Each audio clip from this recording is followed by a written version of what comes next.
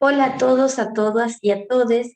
Les hago este presente video para conmemorar el Día Nacional de la Memoria por la Verdad y la Justicia, que fue el 24 de marzo pasado. Este video es para que ustedes puedan explicar un poco de qué se trata esa conmemoración. Se cumplen 45 años del último golpe cívico-militar en nuestro país. Fíjense que dice último golpe, y eso tiene que ver eh, con el hecho de que a lo largo del siglo XX, del siglo pasado, en nuestro país, lamentablemente hubo una situación en la cual hubo un montón de momentos antes en los cuales se hicieron golpes de Estado. ¿Qué son? Golpes de Estado son cuando los militares, en alianza con algunos sectores civiles, ¿no? Empresarios, con algunos sectores de clases muy poderosas, no les gusta el gobierno democrático de ese momento y como no ganaban en las urnas, en la democracia, mediante los votos, tomaron la opción lamentable de empezar con los golpes militares. No es algo que pasó solo en nuestro país, sino que pasó en la gran mayoría de los países de América Latina, y en nuestro país, en este caso, empezó en el primer golpe de Estado en 1930 y después hubieron muchos más. 1943, 1955, 1963, 1966 y el último, que es el 1976. 6 golpes de Estado en el siglo XX en nuestro país. Este último golpe de Estado se llamó Proceso de Reorganización Nacional. ¿Cuál era el objetivo? Reorganizar la sociedad. ¿Cuál era el criterio? El terrorismo de Estado, la violencia. Para que ustedes sepan, los militares ocuparon todos los puestos y los cargos políticos y participaron las tres fuerzas militares. Está el ejército, la marina y también la aeronáutica, y asumieron todas las funciones de gobierno. ¿Cómo hicieron eso? Esto demuestra que el 24 de marzo de 1976, cuando se inicia el golpe de Estado, los militares ocupan todos los puestos a lo largo de todo el país. Esto demuestra que era una acción planificada. ¿Qué ocuparon? El gobierno nacional, los gobiernos provinciales, todas las intendencias, las universidades y las escuelas públicas. En todas ellas se repartieron los cargos a personas del ejército, de la armada y de la aeronáutica. Entonces, todas aquellas personas que ocupaban esos cargos fueron expulsados, ¿no? Y pasaron a ocupar todos ellos. ¿Qué acciones después de ocupar todos los cargos, todos los puestos? Empezaron a suspender la actividad de los partidos políticos. Mediante los partidos políticos nosotros podemos elegir a nuestros representantes. Funciona la democracia mediante la capacidad que podemos votar, elegir, podemos votar y también ser votados y votadas, ser candidatos y candidatas. Eso dejó de existir en ese momento. Con los golpes de Estado pasa eso, ¿sí? Suspenden la democracia, la actividad de los partidos políticos, el derecho a huelga de los trabajadores, a reclamar por su salario justo, por condiciones dignas para el trabajo, ¿m?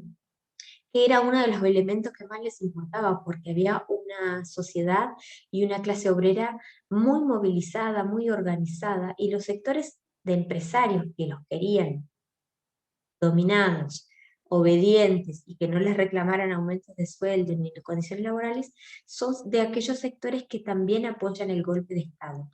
Pero lo de ellos es un interés económico. Establecieron la pena de muerte por los delitos que ellos consideraban de orden público. Toda aquella persona que se animase a decir que no estaba de acuerdo, para ellos era una persona que cometía un delito. Expresarse sus ideas. Disolvieron el Congreso Nacional y removieron la Corte Suprema de Justicia. En democracia, nosotros tenemos tres poderes que funcionan y que dan cuenta de la democracia y de un sistema republicano: el Poder Ejecutivo, el Congreso y la Corte Suprema de Justicia. Los jueces disolvieron todo y aplicaron lo que ellos consideraban que era iban a reorganizar el país según sus criterios, y para hacerlo utilizaron el método que es el terrorismo de Estado. Todas aquellas personas que se habían animado a cuestionar de alguna manera antes lo que ellos consideraban que era correcto, pasaron a ser considerados personas peligrosas y subversivas y subversivos. ¿Cómo implementaron la represión? Es quizás probablemente lo que ustedes más conozcan. Primero, se hacía el secuestro, se hacía de forma clandestina, de noche, iban vestidos de civil, entonces la gente, los vecinos, las vecinas no podían saber a qué fuerza pertenecían. Los golpeaban, los secuestraban, los maniataban, les vendaban los ojos y se los llevaban. Funcionaban centros clandestinos de detención en diferentes partes del país, ser más de 300, en un sector apartado de un cuartel, en una fábrica, en un sótano, y ahí empezaba la aplicación del peor terrorismo que hemos sufrido, que es la aplicación de la violencia y de las torturas. Cuando las personas ingresaban a estos centros clandestinos de detención, la mayoría muy jóvenes, el margen de edad de las miles de personas que fueron llevadas a estos centros clandestinos de detención están entre los 15 y los 35 años de edad, la gran mayoría. Eran fichados, les tomaban los datos y inmediatamente pasaban a el ejercicio de la violencia. No quiero detenerme en detallar esto, les voy a dejar otros videos también para que ustedes conozcan algunos testimonios, pero la verdad es que el proceso de tortura y lo que sometieron a esas personas durante tantos años son delitos de lesa humanidad. ¿Qué significa? Que son tan graves, tan violentos, que afectan a la humanidad entera, en su totalidad. Por eso no hay momento en que digan este delito no se puede juzgar, es toda la vida.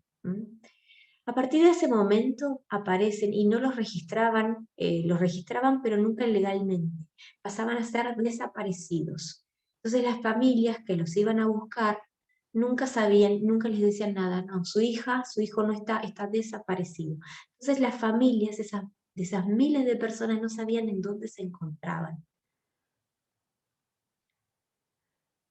Pero en definitiva, más allá de esas miles de personas a quienes sometieron por pensar diferente, por querer cambiar las cosas, por haber participado en alguna agrupación, en algún partido político, incluso en alguna agrupación guerrillera, la sociedad entera argentina era el objetivo. Era una sociedad muy movilizada políticamente, los jóvenes participaban mucho en política, eh, pero ellos no les gustaba y empezaron a someter a la población mediante el terror.